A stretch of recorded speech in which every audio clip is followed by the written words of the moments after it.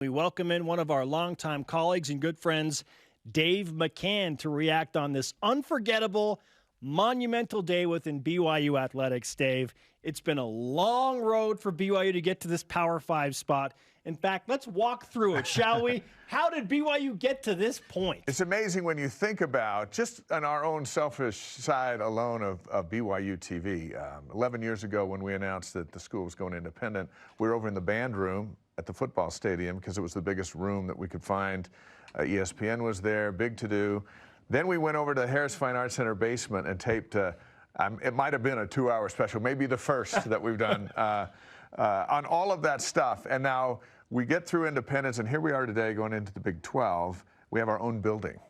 We have state-of-the-art equipment. Our reach is global. President Worthen, I just talked to him a moment ago, that they're just 10 feet away down the hall where we're going to flip a switch and do the news conference, an historic one. All right here in our house, and this is just indicative of how the athletic department has developed, the fan base has developed, but we've gone from the band room to the basement to BYU TV World Headquarters for such a big announcement, which all seems appropriate. It's just part of the growth, and we're right in the middle of it. Very exciting. We're about 18 minutes away from that press conference right here on BYU TV. It's official, man. There was a moment where we thought maybe this happened in 2016. Yeah. Here we are in 2021. It took the SEC inviting Texas and Oklahoma. Hey, whatever reason it is, BYU got in, Fruit right? baskets are on the way. Yes, we're sending them to the SEC and Austin and Norman, right? What's your reaction to this? Because there were moments where I thought this might never happen, but here we are. It is, you know, when the official announcement went out a little while ago and we're watching it on Twitter, it's just kind of like well, no one really knows what this means, you know, as far as financial growth and development, all that stuff. That's coming in the years ahead. But we know what independence was, which was a stopgap. And I think it legitimizes BYU as a P5, and that's the only thing we've lacked. It's the only thing other people have been able to use against us, speaking as a program. And so I think that was the cool thing was today we sat down at the table. Now it's 2023, but it's on now. And I think every student athlete walks a little taller, holds their head high, and the students in general at BYU, we're a legitimate P5, and no one can take that away. I think that's awesome. A little under 50 years ago, a guy named Lavelle Edwards showed up to take over as the head coach at BYU. Of course, he was a coordinator before that.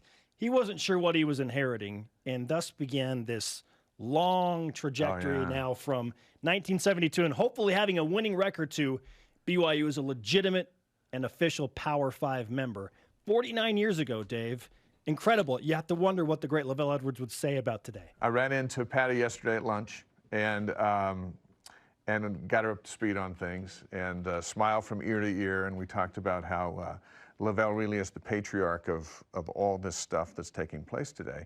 And I was thinking there's 5 significant developments that have happened over the years. And number one is 1972 when Lavelle was named head coach. And then you look at, well, then there was the national championship, and there was the Heisman Trophy, and then there was football independence, and then there's today of BYU accepting the invitation to the Big 12. All 5 significant things, starting with Lavelle, would really bring us to where we are today. And you could probably think of a million other things that could add to that list. I almost put 12 on there, but I didn't want to take away from the Big 12 today. We can only fit 5 on a graphic. I just went with 5. But when you think about the history, I wrote a story in the Deseret News this week about it. 1972, Lavelle takes the field as a head coach for the first time, and he looks across the way at the football stadium, and there's Kansas State. Then you go to 1974. We go to our first bowl game, the Fiesta Bowl. Gary Scheid's the quarterback, looks across the line. There's Oklahoma State. Then you just go down the line. Go to 1983. Steve Young's got 3 shots at the end zone. If he joins us live, he can talk about it. To beat Baylor, and we can't complete it. Baylor beats BYU in Waco. BYU responds with 25 straight victories, including the national championship. And along the way, they beat Baylor like 47-13. Oh, yeah, next year in the By the way, we're going to see Baylor here in a couple weeks.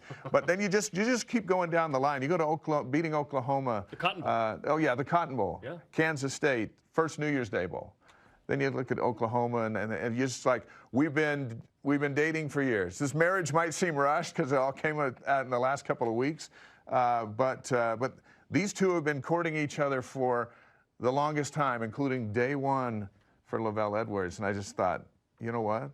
we have a bigger history with them than we thought.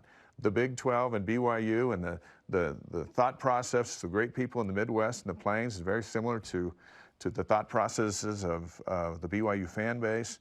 It is a great marriage. Now, we mentioned earlier, it's a 2-year engagement.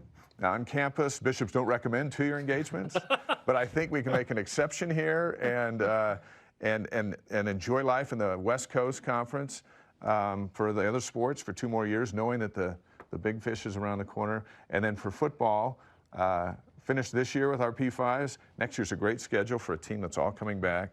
And we should go into 2023 with a boatload of momentum to a schedule that it's going to be awesome. A senior Jaron Hall. It's going to be awesome. Yeah. A senior Jaron Hall and an older Jacob Conover and an older whole football team. Not to mention Algier, maybe a senior Algier. Team's already older, so Yeah. And not to mention an incredible basketball slate. Oh, yeah. Some experienced players there, too. I can't wait till we hear from Mark Pope. It's the best basketball league in the country. You know, It'll be very high pitched. we excuse Gonzaga, and then we look at Baylor and Kansas. It's like, Now we there's just picked two up of two you. Gonzagas. No, there's 2 And then the Gonzagas. ones next to them, Texas Tech, Oklahoma State, they're all good. Yeah. But BYU's good. And BYU doesn't have to go from the JV squad to varsity. They've been playing varsity for 10 years since going independent. Obviously, you need to get deeper and all that stuff, but everything else is in play. And so is BYU TV, and no other school in the country has this. And we saw the power of that when we were in Vegas with that jam incredible. crowd at Allegiant Stadium. And they all came around to us and this and that because this is part of them. And we're part of that. And the BYU brand is, this is a great day for the brand. The brand is as strong as it's ever been. No question. Dave, great stuff. Thanks for hanging out with us. Much See you more guys to come. tomorrow. Get some rest. 'cause All right, we're yeah, going- rest up. It's got a Rivalry show Week as tomorrow night. well. We got a lot to do. All right, guys. Okay.